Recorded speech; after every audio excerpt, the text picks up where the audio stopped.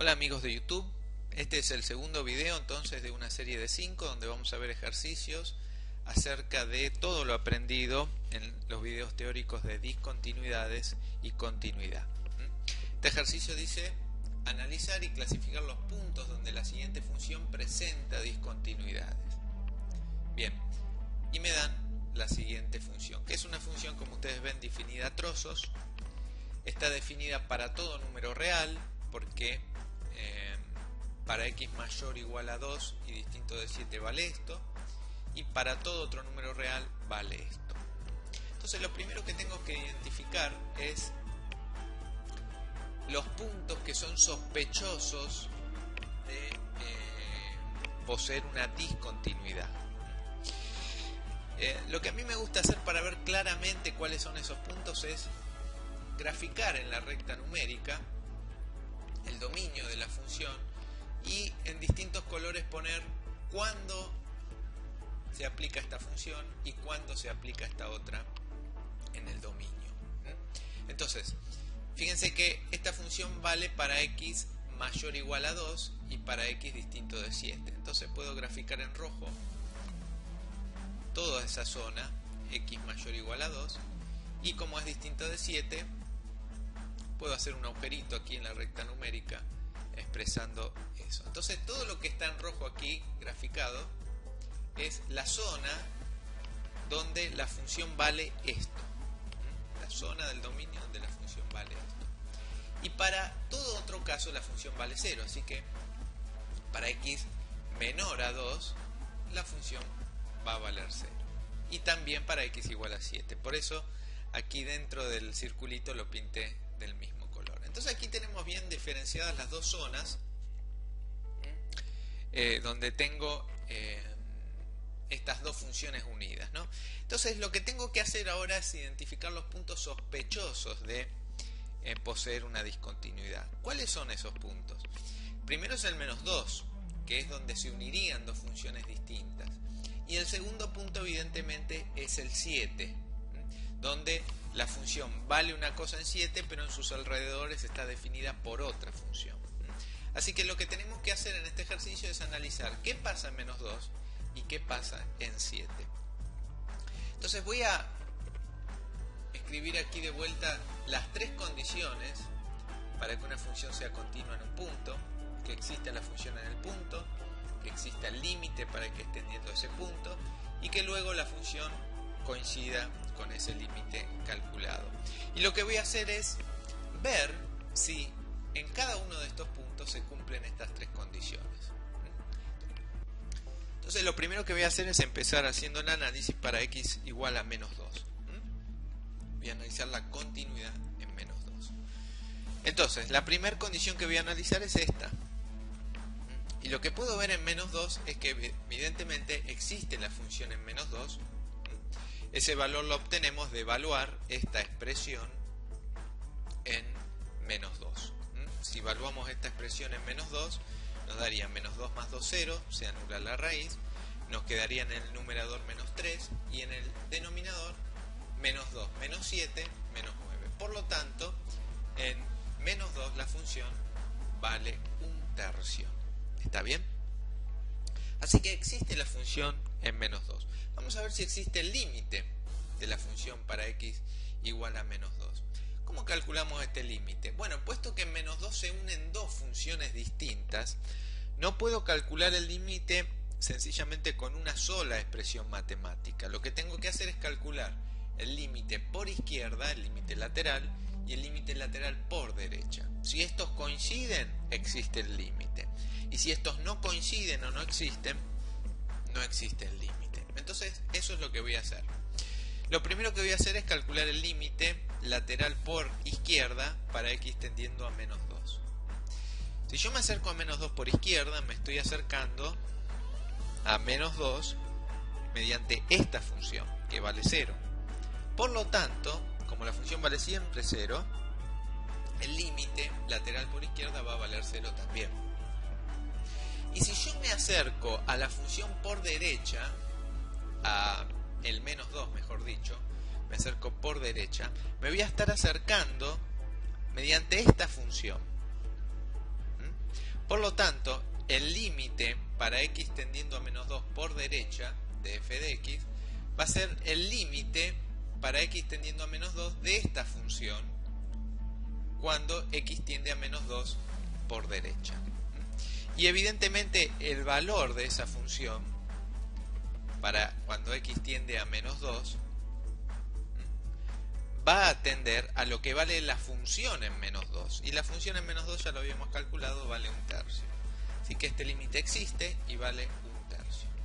Así que ya calculé los dos límites laterales. Uno me dio 0 y otro me dio 1/3. Entonces, lo que puedo ver aquí es que no existe el límite de x tendiendo a menos 2. ¿Por qué? Porque sus límites laterales son distintos. Por lo tanto, por no existir el límite, yo puedo decir ya automáticamente que f de x tiene una discontinuidad en menos 2. Una discontinuidad por no cumplir esta segunda condición. ¿Está? ¿Qué tipo de discontinuidad tiene en menos 2? Bueno, ustedes recuerdan en los videos teóricos que cuando no existía el límite en un punto, automáticamente la discontinuidad de la que tenemos en ese punto es una discontinuidad esencial en menos 2. ¿Por qué? Porque no existe el límite en ese punto. Ahora bien, discontinuidades esenciales teníamos de dos tipos, de primera especie y de segunda especie. ¿Qué tipo de discontinuidad tenemos aquí? ¿Esencial de primera especie o de segunda especie? Bueno, para eso tenemos que analizar los límites que hemos encontrado. Fíjense que los límites existen, ambos son distintos, pero existen. Si ustedes recuerdan, cuando eso sucedía, decíamos que la discontinuidad era una discontinuidad esencial de primera especie. Entonces, ya hemos analizado lo que pasa en menos 2. Tenemos una discontinuidad esencial de primera especie. Discontinuidad porque no existe el límite. Discontinuidad esencial porque la condición era que no existe el límite también. Y de primera especie porque no existe el límite, porque no coinciden los límites laterales. Existen, pero no coinciden. Recuerden que la condición para que una discontinuidad sea de primera especie es que sus límites laterales ambos existan. Ambos existan. Muy bien, vamos a ver lo que pasa ahora en el 7. Vamos a analizar la continuidad en el 7, de la misma manera que lo hicimos hasta aquí. Lo primero que podemos ver es que existe la función en 7. La función en 7, como ustedes ven, vale 0 en otro caso. Así que esa condición la cumple. ¿Qué pasa con el límite? Bueno, vamos a calcularlo para ver si existe o no. Límite de x tendiendo a 7 de f de x. Fíjense que aquí la función en el entorno de 7 está definida por esta función. Así que para calcular este límite voy a tener que calcular el límite para x tendiendo a 7 de toda esta expresión. Bien, ¿cuánto vale este límite? Fíjense que cuando x tiende a 7, el denominador tiende a 0 y el numerador, raíz de 7 más 2 es 9, perdón, es 3, menos 3, el numerador también tiende a 0, así que tenemos una indeterminación que tenemos que salvar. Y la mejor manera cuando estamos viendo que hay alguna raíz por ahí dando vuelta es multiplicar y dividir todo por el conjugado de, en este caso, el numerador, que es donde está la raíz. El conjugado es raíz de x más 2 más 3. Entonces, multiplicamos y dividimos toda la expresión que teníamos antes por raíz de x más 2 más 3. Fíjense que me quedaría. En el denominador nos quedaría x menos 7 por raíz de x más 2 más 3. Y en el denominador Fíjense que esto es una diferencia de cuadrado factorizada. Yo lo voy a expresar de la manera desfactorizada, lo que es lo mismo aplicar la propiedad distributiva entre estos dos factores. Y me quedaría el cuadrado de este menos el cuadrado de este otro, ¿no? Lo expreso aquí.